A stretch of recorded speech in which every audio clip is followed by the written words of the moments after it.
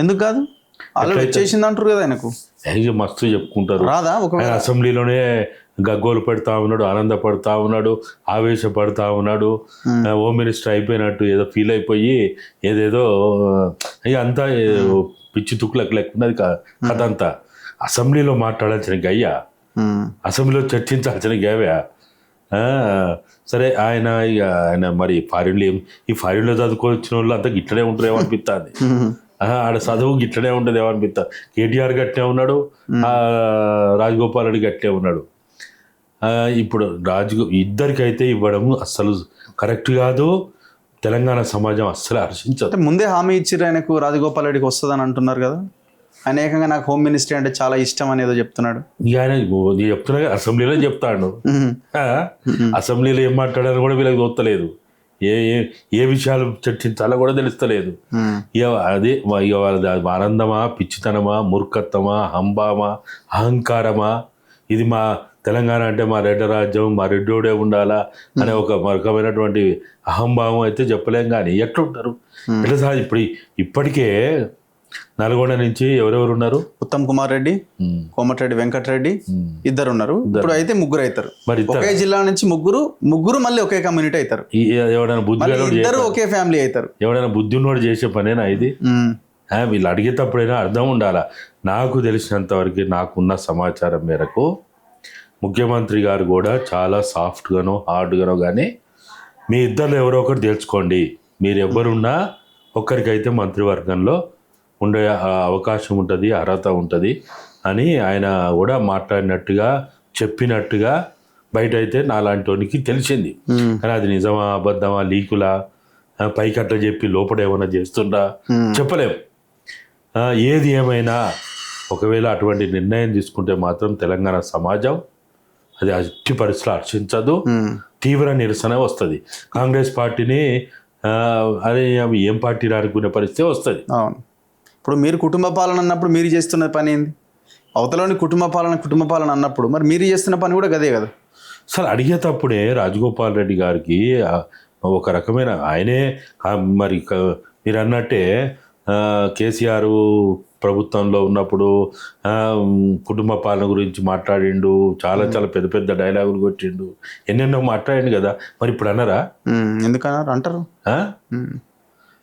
అంటారు కదా, ఒకే కుటుంబం కదా, కాదని ఎట్లా అంటాం?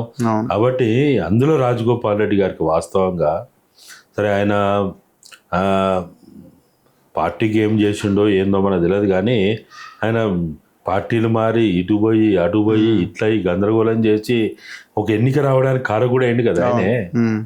తెలంగాణలో ఒక ఎన్నిక రావడానికి కూడా 2018లో ఆయన కాంగ్రెస్ ఎమ్మెల్యేగా గెలిచిన తర్వాత రిజైన్ చేసి మళ్ళీ బీజేపీలోకి పోయి బీజేపీ నుంచి పోటీ చేసిండు.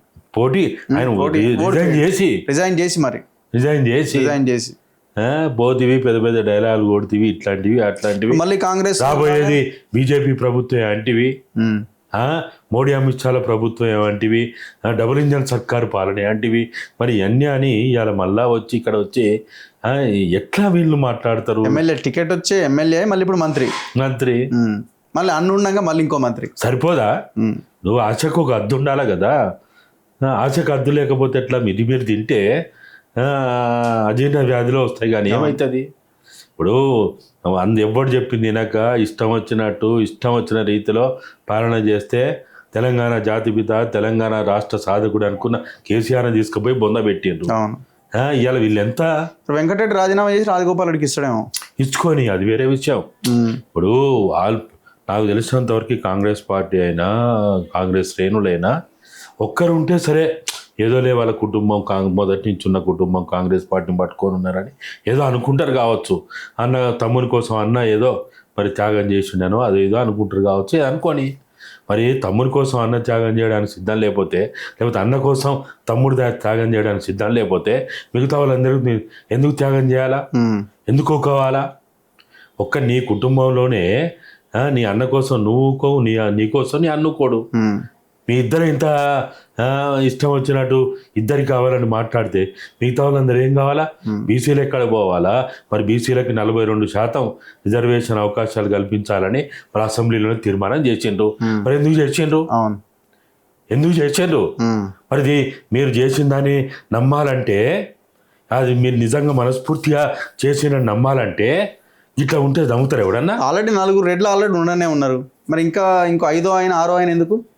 42% అమలు చేయొచ్చు కదా. ఇప్పుడు వీళ్ళే నిన్నగాక మనం తీర్మానం చేసింది కదా, అవును. మరి ఆ కాగితాలు దించేయండి, ఇది అబద్ధం అని చెప్పండి, మోసం అని చెప్పండి, మేము మనస్ఫూర్తిగా చేయలేదని చెప్పండి. ఒకవైపు ఏమో రాహుల్ గాంధీ గారు చెప్పిన మాట కట్టుబడి, కులగణనకి కట్టుబడి, మా కాంగ్రెస్ మేనిఫెస్టో కట్టుబడి మేము తీర్మానం చేస్తున్నామని అసెంబ్లీలో క్లాప్స్ కొడుతుంది, మీడియాలో పెద్ద రాయించుకుంటుంది, ఏమేమో చేస్తుంది. మరి ఎక్కడ భయం? మరి ఇది ఉన్నాల ముచ్చటేనా? ఉన్నాల పొడిపోయినా ఇది? అంటే ఇట్లనా చేయడం? ఇట్లా చేస్తే సమాజం మెస్తుందా?